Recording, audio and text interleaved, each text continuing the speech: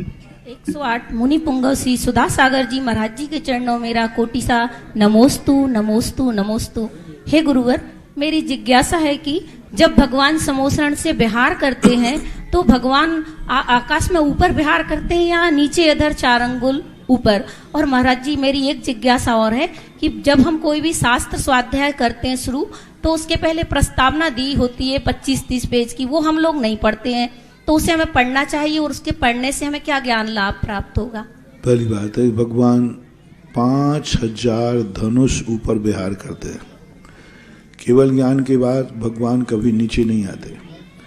5000 धनुष ऊपर विहार करते हैं। पूरा समोषण मनुष्य आदि भी सब ऊपर विहार करते हैं, लेकिन समोषण का अतिशय होता है। देवता इस प्रकार माया करते हैं कि जमीन पर खड़े हुए लोगों को ऐसा नहीं लगता कि 5000 धनुष ऊपर है, उनको गर्दन ऊंची नहीं करना पड़ती, उनको ऐसे लगता है जैसे हमारे आई लेवल पर भगवान विहार कर रहे हैं।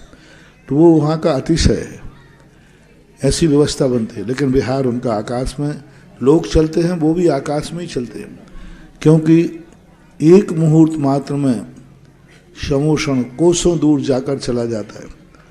और वही गणधर परमेष्टि, वही अन्य मुनिराज श्रावक बहुत सारे साथ में भी चलते हैं। तो साथ में चलने वाले श्रावक वो भी वहाँ पहुँचते हैं। तो वो सब देवताओं के द्वारा व्यवस्थित होकर आकाश मार्ग से चलते हैं। क्योंकि आज तुम जब महाराज को अपने नगर में आने के बाद उन्हीं को अकेला नहीं छोड़ रहे हो, बिहार मुझे करना है, आप लोग क्यों बिहार कर रहे थे? अरे मुझे आचार्य के पास जाना, तुम्हारे लिए क्या जरूरत पड़ी? नहीं, महान आत्माओं के साथ हम जितने कदम चल सकेंगे वह हमारी जिंदगी की धरोहर होती है।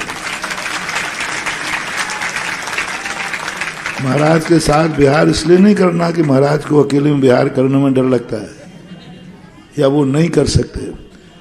बिहार करने का अर्थ होता है कि जीवन में जो महान आत्माओं के साथ 2 कदम चलते हैं, वे कभी ऐसा वज्र सम नारायण संगम पा जाते हैं कि बाहुबली जैसे 1 साल तक खड़े हो जाएं तो पैरों में कंपन भी नहीं होता,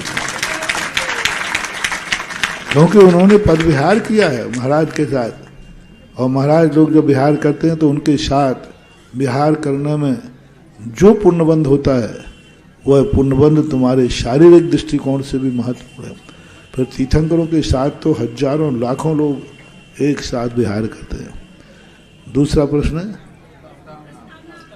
प्रस्तावना ग्रंथ की जरूर पढ़ना चाहिए, क्योंकि उस प्रस्तावना में उस ग्रंथ की समस्याओं का समाधान है। आगे पढ़ने में आप उलझोगे। वो संपादक ने पूर्व में लिख दिया सारा ज्ञान, लेखक का ज्ञान, कहाँ पर कौन सी विशेषता है, कौन सी यहाँ पर विशेषता आई है, वो प्रस्तावना में लिखी जाती है। ग्रंथ पढ़ने के पहले प्रस्तावना जरूर पढ़ लेना चाहिए, उससे बहुत लाभ है।